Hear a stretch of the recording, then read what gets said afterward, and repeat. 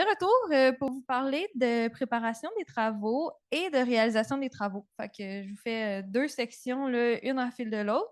On va pouvoir avoir des questions là, entre les deux sections sans problème.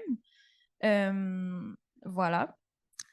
Fait que je vais comme ça. On commence avec les objectifs là, de cette section-là. C'est vraiment de vous parler des documents à réaliser, puis aussi pour le dépôt d'appel d'offres ou de soumissionnaire. Vraiment plus en mode préparation là, aux travaux à venir. Alors, oh, attends. On met ça comme ça. Parfait. OK, j'ai fait. Je l'ai éteint. Alors, les éléments abordés, je vais vraiment vous parler des étapes de préparation, des parties impliquées, puis après ça, des apprentissages et du bilan de la suite. Ça va vraiment être structuré autour des étapes, là, les deux premières sections, les deux prochaines sections que j'ai. Donc, voici les 6 étapes qu'on a ciblées pour plus la préparation des travaux. Fait qu'on a, par exemple, de préparer des documents pour la réalisation des travaux. Par exemple, les plans, des devis, la coordination des professionnels, la consultation. On a aussi l'envoi de ces documents-là pour une demande de permis de construction. Le lancement et la coordination avec les appels d'offres, soit avec les services de SEAO ou sur invitation. Des visites de terrain avec les entrepreneurs, la comparaison des soumissions avec les entrepreneurs, l'obtention d'un permis de construction. Je vous parle de tout ça dans les prochaines minutes. La préparation des. Ouais, c'est ça. Oh, ouais, ça, je vous en. Ben oui, la préparation des documents pour l'appel d'offres ne sont pas nécessairement réalisés par le CRE, ça peut être réalisé aussi par d'autres expertises. Puis ils peuvent aussi varier selon les besoins de la municipalité, les besoins des travaux en tant que tels. Là. Des fois, selon les aires de réalisation des travaux, ça va avoir des réglementations différentes, là, fait que ça va être à valider aussi de votre côté. Je vous parle de choses un peu plus qui peuvent s'appliquer à plusieurs contextes. Là. Bref, vous allez comprendre. La première étape, c'est vraiment la préparation. Oh, j'ai pas changé là. OK, c'est bon. La première étape, c'est vraiment la préparation des documents pour réaliser les travaux. Fait qu'on veut planifier ça, faire l'estimation des coûts, par exemple, signer une entente, comme Alexandre, je ne me trompe pas, a parlé beaucoup d'ententes dans les dernières slides.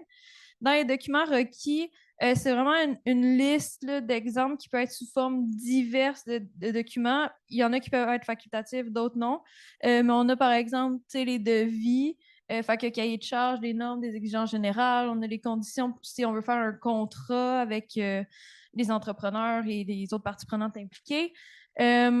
On a un échéancier puis un phasage des travaux, des plans de coupe puis des détails de démolition, des photographies de l'existant, des plans d'infrastructure souterraine avec ou sans info-excavation. On en a parlé ce matin, on le redit. Info-excavation, c'est vraiment un super outil. C'est aussi important de regarder avec le propriétaire s'ils ont des infrastructures souterraines privées qui ont répertorié autrement. Des plans de plantation ou autres documentations là, qui pourraient être utiles pour la réalisation des travaux, puis un plan d'entretien et d'exploitation. Je vous pitch ça comme ça, mais c'est juste une liste à laquelle vous pouvez vous référer quand que vous avez des travaux à réaliser prochainement, puis vous dire, OK, est-ce que j'ai plusieurs de ces documents-là, puis pour quelle expertise ça pourrait être pertinent aussi. Alors, on a vu quand même avec Isabelle des plans de conception. Moi, je vous les montre vraiment plus pour des plans d'exécution des travaux. Fait qu'un peu dans une autre vision pour des plans qu'on va donner à l'entrepreneur pour qu'il puisse les réaliser. Fait que ça fait partie des nombreux plans que je vous ai mentionnés, mais c'est surtout ceux-là qu'on va aborder parce que c'est vraiment la base. Les autres, c'est un peu plus des plus, si on peut dire, ou un peu plus optionnels.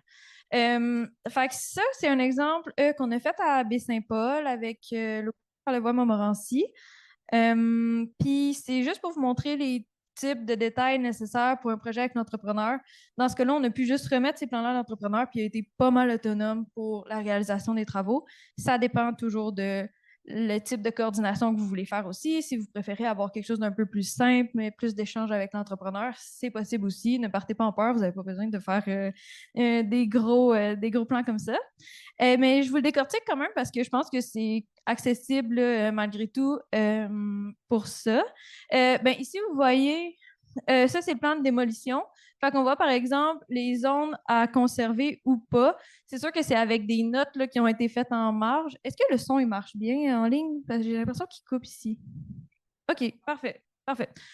Fait ici, dans le fond, on voulait garder ces deux sections-là, la zone 101 puis elle qui n'est pas notée. En tout cas, elle, puis on voulait déminéraliser là, les zones ici. Vous voyez aussi dans la prochaine slide qu'on parle de la construction et la plantation d'arbres. Fait que les notes. Là, je suis folle ou il atteint? OK. Je- Oh. Bon. OK. Ben, OK, c'est bon. Pour moi, je suis pas folle. Ben, voilà. Fait que vraiment ici, les étapes plus de construction. Fait on voit encore la zone qui n'a pas été déminéralisée, la zone minéralisée où on demandait de l'excavation, la plantation de deux arbres aussi ici. Et ici, on voit la plantation de végétaux, fait que, d'arbustes, de vivaces, on voit aussi les arbres encore ici. Fait que c'est juste pour vous montrer comme en étapes, en couches, quel type là, de projet on montre. Par la suite, ça, c'est juste une feuille pour calculer le nombre de BRF nécessaires parce qu'on mettait du BRF à la grandeur. Fait que c'était pour calculer la quantité besoin.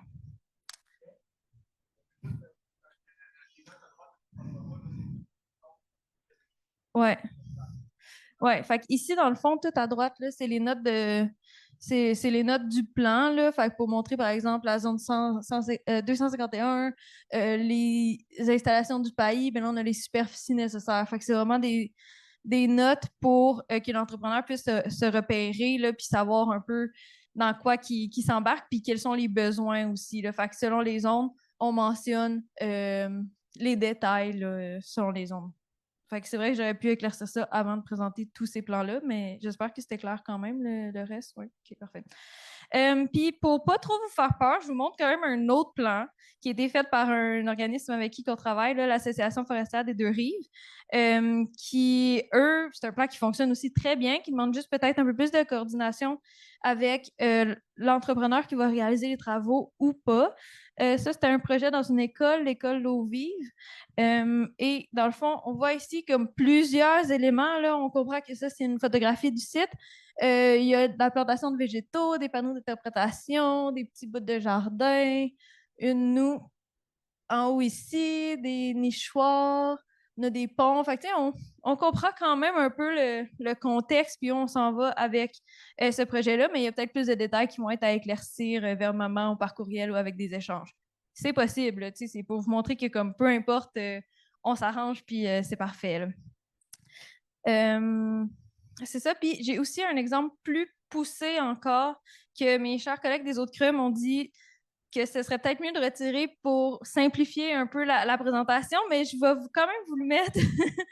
Je vais quand même vous le mettre dans le fond, dans les notes de présentation qu'on va vous remettre si jamais vous voulez voir vraiment quelque chose de plus détaillé. Là, on a vraiment un cahier des charges avec des devis. Puis on y va vraiment plus en détail.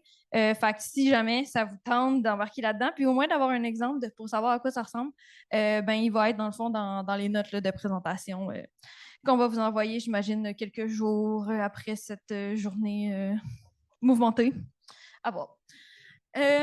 Ensuite, pour finaliser un peu la section préparation des documents, vous voyez ici un échéancier des nombreuses étapes là, de réalisation des travaux, juste pour qu'on prépare aussi les travaux. Puis on vous suggère par exemple, c'est ça, de prévoir au moins 2 saisons dans son échéancier, l'une pour réaliser les travaux, puis l'autre après ça pour faire le suivi ou pour absorber des débordements qui peuvent avoir lieu aussi dans la première saison. Fait que par exemple, tu sais, ben ouais, on peut les passer. J'allais dire, je vais vous les passer rapidement, mais on peut les passer pas rapidement aussi. Là. Mais on a la mobilisation, le sillage de l'asphalte, la déminéralisation communautaire qu'on propose, par exemple, de faire en juin. Après ça, on a tout ce qui est excavation et terrassement aussi qu'on propose de faire en juin. On a l'installation des éléments en béton, en structure aérienne qu'on pourrait faire en juillet, par exemple, après avoir déminéralisé pour ben, justement faire l'aménagement. La mise en place d'un substrat pour les aires de plantation ou de faire des corrections suite aux travaux qui ont été réalisés dans le passé. On suggère d'y aller pour le mois de juillet, comme les étapes précédentes. Et la plantation, l'ensemencement, l'inauguration, comme Alexandre l'a mentionné, on suggère plus d'y aller l'automne pour la plantation de végétaux parce que ben, plusieurs d'entre vous savez qu'il y a un petit peu plus de pluie, un petit peu moins d'entretien, donc il est relié. Mais sinon, on suggère vraiment le printemps ou l'automne pour la plantation de végétaux. Tu sais, ça peut aussi être réalisé, ces étapes-là, pendant l'été, pendant l'automne, puis après ça, une plantation au printemps. Fait que c'est juste pour vous donner une idée un peu du temps qu'on peut avoir besoin là, pour ce type de travaux-là. Ouais, c'est ça. Je vous montre ici, ça c'est une demande de permis, dans le fond, à la Ville de Québec. Évidemment, c'est différent dans toutes les régions et dans toutes les villes. Fait que je voulais pas passer trop de temps non plus sur la demande de permis parce que ça varie vraiment beaucoup. Mais de notre côté, ben, on note vraiment le besoin de valider si c'est nécessaire d'obtenir un permis de construction ou pas. Il y a certains aménagements qui sont plus petits puis qui ne demandent pas d'intervention de la ville ou de permis de construction. Mais dans notre expérience, la majorité, c'est 300 mètres carrés, je pense, à Québec qu'il faut. Fait que plus de 300 mètres carrés, on doit avoir un permis de construction pour réaliser ces aménagements-là. Puis c'est ça, on a aussi souvent besoin d'un certificat d'autorisation, puis d'envoyer des documents pour l'appel d'offres. Fait que tu sais, c'est souvent des documents qui s'entremêlent dans le fond, là, la demande de permis, puis les appels d'offres / soumissionnaires. C'est souvent des documents qui sont nécessaires de toute façon, fait que on l'envoie pour les permis aussi. Bon, là, je vous parle d'appels d'offres depuis tantôt. Il y a un peu deux grands types d'appels d'offres qu'on peut appeler. Il y en a un qui va être plus le cas dans la majorité des ICI, qui est le premier, là, sur invitation, donc plus avec des terrains privés. Fait que ça peut être d'envoyer des invitations à des soumissionnaires ou, comme Alexandre le mentionnait tantôt, si l'ICI a déjà un bon lien avec un entrepreneur, mais ça peut être aussi d'y aller avec ça, c'est correct aussi. Fait que c'est peut-être une façon un peu moins structurée, mais qui est aussi vraiment correcte selon le contexte. Fait que, pour les ICI, c'est plus ça qu'on remarque. Là. On n'a pas besoin de passer, par exemple, par le système électronique d'appel d'offres publiques du gouvernement, qui est le SEAO. Ça, c'est dans nos projets, surtout avec le projet École Éponge, puis dans tous les terrains qui sont publics, il faut passer par le système d'appel d'offres pour la réalisation de travaux. Donc, c'est ça, il y a plus d'exigences, il y a plus de documents nécessaires. Pour la majorité des projets avec les ICI, on n'a pas besoin, puis on peut faire affaire avec des soumissionnaires directement. Comme Isabelle le mentionnait, elle propose qu'au-dessus de 5 000 $, on aille chercher 3 soumissions. C'est une proposition. À vous de voir qu'est-ce qui convient mieux à vos besoins. Ensuite, oups. OK. Ensuite, ben, c'est juste pour vous parler de l'importance quand même d'une étape qu'on oublie peut-être, qui est de visiter le terrain avec l'entrepreneur avant la soumission, juste pour avoir une idée, puis avant ou après la soumission, pour avoir une idée des travaux à venir, pour avoir une idée de comment on veut s'arranger, que les exigences soient bien aussi communiquées. Puis après ça, les soumissionnaires, ils vont pouvoir poser leurs questions à ce moment-là, puis ça va pouvoir leur permettre de mieux évaluer les enjeux des sites puis les conditions là, nécessaires. Après ça, au besoin, on pourra aussi faire des documents là, pour ajouter des précisions ou pas. Ça, c'est sûr que des addenda, c'est plus dans un contexte d'appel d'offres public. Fait peut-être moins relié au ICI, mais je voulais quand même vous parler parce qu'il y a des institutions aussi qui sont publiques, fait que vous allez peut-être avoir un enfer. Fait que je continue avec une étape qui est juste de comparer les soumissions puis d'obtenir, d'octroyer les contrats. Fait que de signer un contrat avec les entrepreneurs qui vont être reçus et qui va mener à aussi l'obtention d'un permis d'autorisation de travaux avec la ville. Donc voilà, qui est vraiment essentiel avant de démarrer des travaux pour s'assurer que tout est conforme. Donc, ouais, les parties qui sont impliquées, dans le fond, dans la préparation des travaux, le CRE peut prendre beaucoup quand même de tâches au besoin. Là. Fait qu'il peut prendre toutes les tâches que j'ai nommées ici, mais aussi aller avec des professionnels.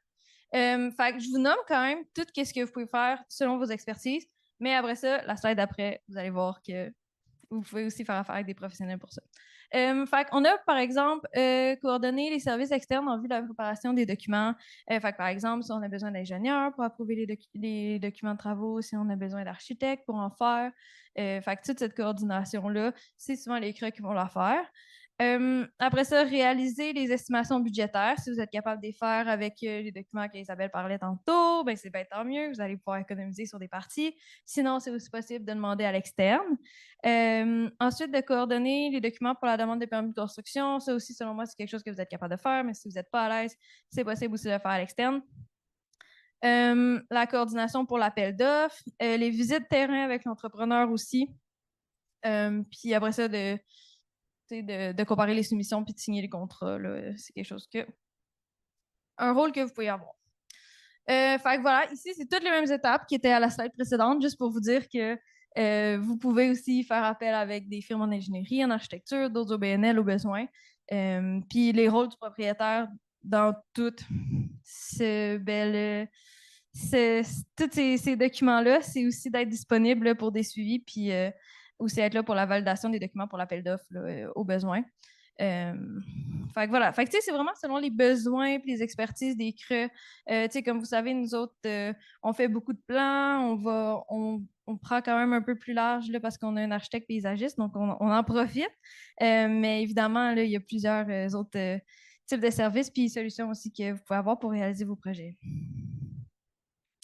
Donc, les leviers et freins qu'on a rencontrés, surtout pour la préparation de ces documents-là, ben, dans les leviers, on s'est rendu compte que une bonne préparation des travaux, ça peut vraiment permettre de réduire les délais et les imprévus lors de la réalisation.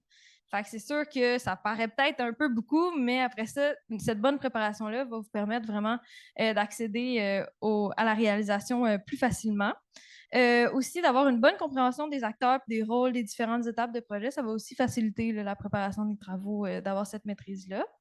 Par la suite, les freins, il y a plusieurs étapes à mettre en œuvre pour se rendre aux travaux. Fait que c'est sûr que déstructurer, ça aide, mais ça peut aussi sembler intimidant pour une équipe qui a jamais fait ça, puis on comprend vraiment. La présence de nombreux partenaires pour également signifier plusieurs attentes à gérer, puis un peu plus de coordination, mais ça peut aussi vraiment enrichir un projet d'avoir plusieurs types de partenaires, puis plusieurs types de visions. Puis, le besoin de consulter des professionnels externes, ça peut aussi ajouter une certaine complexité là, au projet. Donc, ma dernière slide, ben, c'est ça, c'est pour revenir sur les documents qu'on a vus, fait que de préparer des documents pour réaliser le projet, des envoyer pour les permis, de faire l'appel d'offres, de faire les visites avec les entrepreneurs, de comparer les soumissions et de faire le permis de construction. Les prochaines étapes, il nous en reste juste deux. C'est la réalisation des travaux, puis le suivi et l'entretien des sites. Fait qu'on va pouvoir voir ça ensemble dans les prochaines minutes, après la période de questions. Alors voilà, je suis prête à vous écouter si vous avez des questions là-dessus. Oui, là, il y a... Oh, oui, merci. Oui, pardon, j'ai pas pris le micro.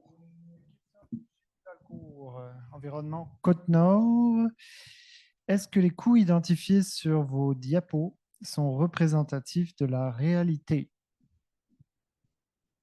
Les coûts identifiés sur nos diapos. Ceux-là, peut-être?